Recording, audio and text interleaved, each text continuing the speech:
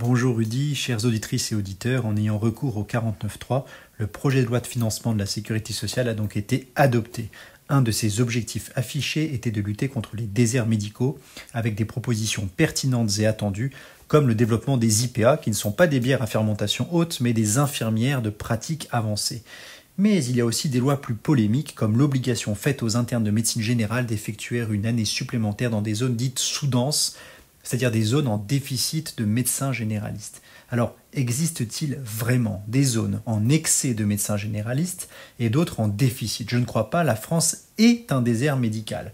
Faute à un numerus clausus décidé en 1971 avec l'idiote conviction que limiter le nombre de médecins permettrait de limiter les dépenses de santé, et avec la complicité coupable de certains syndicats médicaux de l'époque qui voyaient là un moyen efficace de limiter la concurrence, la pénurie est globale donc, mais il est vrai que certains territoires en souffrent plus que d'autres. Cette inéquité territoriale est surtout vraie pour les spécialistes qui ont besoin d'un plateau technique spécifique, comme un radiologue qui a besoin d'un scanner ou d'une IRM pour exercer son art.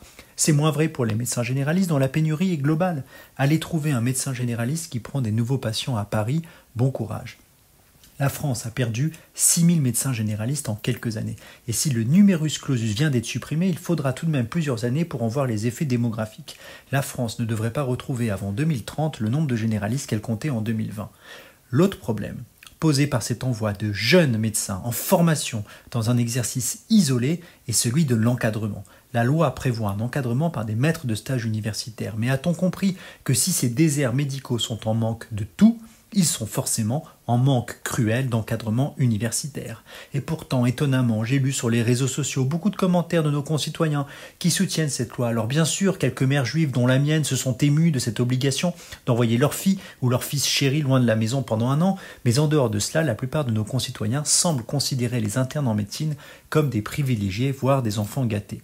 Alors il me semble donc nécessaire, pour conclure, de préciser deux choses. Premièrement, les médecins ne sont pas des fonctionnaires, ils n'en ont ni les avantages, ni le statut, et donc il est singulier d'imaginer leur imposer un parcours professionnel.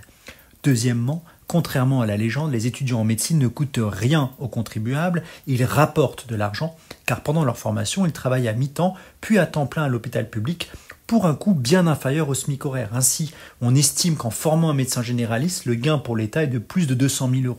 Et en formant un médecin spécialiste, juste pendant ces 11 années de formation, le gain est de plus de 360 000 €.